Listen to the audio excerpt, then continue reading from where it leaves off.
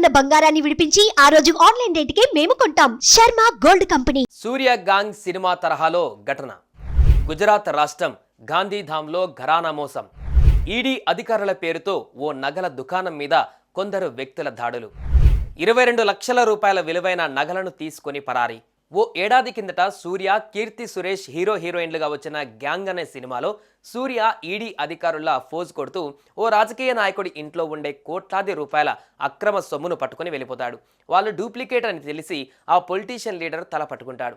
ఈ మోసాన్ని పోలీసులకు రిపోర్ట్ ఇచ్చేందుకు కూడా నో చెప్పేస్తాడు. ఎందుకంటే అదంతా బ్లాక్ మనీ కాబట్టి. అయితే గుజరాత్లో నకిలీ ఈడీ అధికారుల బారిన పడ్డ ఆ నగల వర్తకులు మాత్రం పోలీస్ రిపోర్ట్ ఇచ్చారు.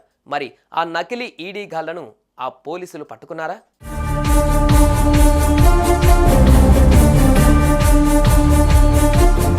గుజరాత్ రాష్ట్రం కచ్ జిల్లాలోని గాంధీధామ్ ప్రాంతం. ఈ నెల 2వ తేదీన ఆ ప్రాంతంలో ఎంతో పేరుపడ్డ రాధికా జ్యువెలర్స్ అనే ఓ నగల దుకాణంలోకి ఉన్నట్టుండి ఓ డజను మంది అధికారుల టిప్ టాప్ డ్రెస్సులు వేసుకుని లోపలకు దూరారు. షాప్ తెరవగానే మంచి గిరాకీ వచ్చిందంటూ నగల షాప్ యజమానులు వారికేం కావాలో కనుక్కోండంటూ సిబ్బందిని పురమాయించారు. అయితే ఆ వచ్చిన వ్యక్తుల్లో ఒకరు నేరుగా ఆ షాప్ ఓనర్ దగ్గరికి వెళ్లారు. చూడు మిస్టర్, మేము ఎన్ఫోర్స్మెంట్ డైరెక్టరేట్ నుంచి వస్తున్నాం. షాపులో నుంచి ఒక్కరు కూడా బయటకు వెళ్ళొద్దు. మీకు 15 నిమిషాలు టైం ఇస్తున్నాం. మీ బ్యాంక్ అకౌంట్ల వివరాలు, షాప్లో ఉన్న గోల్డ్ స్టాక్, బాక్సులో ఉన్న క్యాష్ లెక్కలు తీసుకొచ్చేయండి. అన్నీ సరిగా ఉంటే ఓకే, లేదంటే మీ షాప్ సీజే అంటూ బాంబు పేల్చారు. దాంతో ఆ నగల షాప్ యజమాని బిత్తరపోయాడు. ఏడుపు ముఖం పెట్టేసి ముందుగా షాప్లో ఉండే బంగారం బిస్కెట్ల బాక్సును వారి ముందు పెట్టాడు. అందులో ఉన్న బిస్కెట్ల వాల్యూ 22 లక్షలంటూ లెక్కలు చెప్పాడు. ఆ బాక్స్ బయట పెడుతూనే ఈడీ ఆఫీసర్ని చెప్పిన ఆ వ్యక్తి దాన్ని చేతికి తీసుకున్నాడు. పరిగెత్తండి, వచ్చిన పని అయిపోయిందంటూ ఒక ఉదుటున షాపుల నుంచి బయటపడి కొద్ది దూరంగా నిలిపి ఉన్న కారెక్కి పారిపోయారు. అప్పుడు తెలిసింది వచ్చింది ఒరిజినల్ ఆఫీసర్లు కాదు, నకిలీ అని రాధికా జ్యువెలర్స్ యజమానులకి.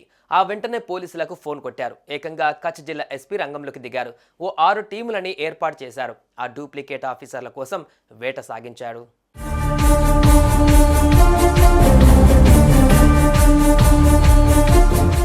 ఆ నకిలీ ఈడీ ఆఫీసర్లు వచ్చింది కార్లో.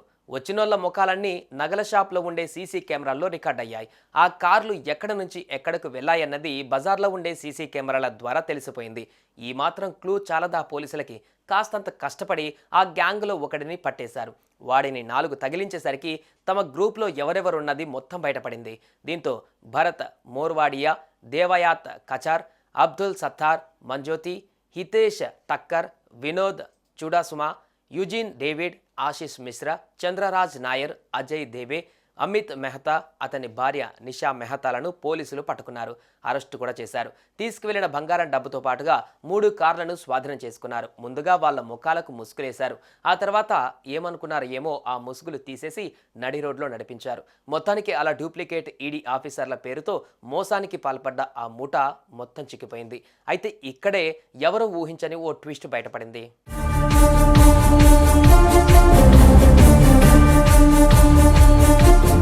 ఆ మొత్తం గ్యాంగ్ను నడిపించిన అబ్దుల్ సత్తార్ మంజోతి అనే ఆయన ఆప్ పార్టీ జనరల్ సెక్రటరీ అని పోలీసులు ఆరోపించారు. అందుకు సాక్ష్యంగా ఆప్ ముఖ్య నేతలతో అబ్దుల్ సత్తార్ కలిసి దిగిన ఫోటోలను మీడియాకు అందజేశారు. అయితే గుజరాత్ ఆప్ నాయకుడు గోపాల్ ఇటాలియా పోలీసుల స్టేట్మెంట్ను తీవ్రంగా ఖండించారు.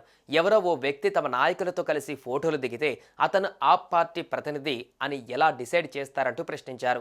ఇదంతా బీజేపీ పోలీసులతో కలిసి ఆడుతున్న నాటకంగా అభివర్ణించారు. మొత్తానికి ఈ దోపిడీ వ్యవహారం ఓ రాజకీయ రగడగా మారిపోయింది. అటు పోలీసులు ఈ నకిలీ ఈడీ అధికారుల గ్రూప్కు నాయకత్వం వహించిన అబ్దుల్ సత్తార్ నిజంగానే ఆప్ నాయకుడా కాదా అని తేల్చే పనిలో పడ్డారు.